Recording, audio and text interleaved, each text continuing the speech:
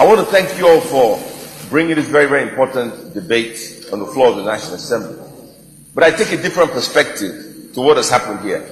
You have to go back in history to understand why there was a civil war in the first place, and 50 years later, why the same people are agitating for independence. In '66, we had the first coup, where it was alleged that the Igbos wiped out northern leaders in the military.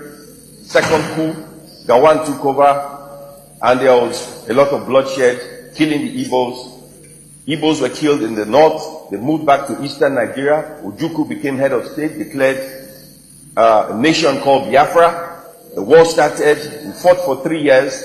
The war was over, and southeastern Nigeria and eastern Nigeria, as it was called, was integrated into Nigeria. That is the background. Now, when the war was over, I asked the Vice President of Nigeria a fundamental question. There are two questions asked. One, why did you erase the bite of Biafra from the map of Nigeria? And he said that at the Supreme Military Council meeting, they felt Biafra would rise again. And so the federal government at the time did everything possible not to talk about the war in Nigeria. So from 1970 to the present, a generation of Nigerians who were born did not know we had a civil war. And I know a lot of young people who do not know Nigeria fought the war.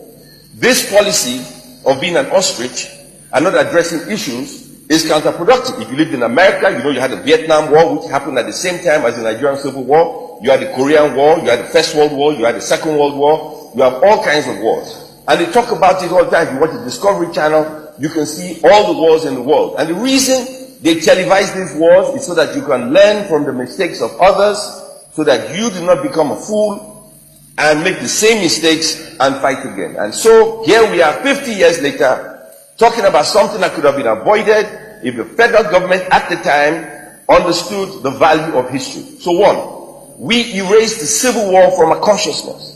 So a generation of people do not know we fought the war or why we fought the war. They say the Igbos were marginalized, right? They fought the war, they lost. Today, they are the most industrious people in the country today. They are the richest Nigerians in the country today. One of the most educated people in Nigeria today. Yet, they feel marginalized. If you compare the Igbo man to the other sections of the society, you would say the Igbos are very privileged because of what they have. Yet, a generation of Igbos say they are marginalized and they want to secede and they want a nation. Well, yes, a young generation of people who have never seen bloodshed, war, destruction, people being killed, amputated, families being divided, sure they can think like that. But what have we done as a nation to educate them about the destruction of war? Absolutely nothing. We do not teach this in our history books. We do not tell our children what war is all about. It's easy to talk about war. How many people have carried a gun, an AK-47, a machine gun, a machete? How many people have carried a gun? How many people have used a gun? How many people have fired a shot? How many people? Those who talk about war, those who talk about bloodshed, those who talk about confusion, have never carried a gun. So how do they know how people die? Have they seen blood? And yet here we are debating a subject that we as a nation should understand. The educational system does not teach it, and our people do not understand it, and the federal government of Nigeria do not recognize it. And so my position is different.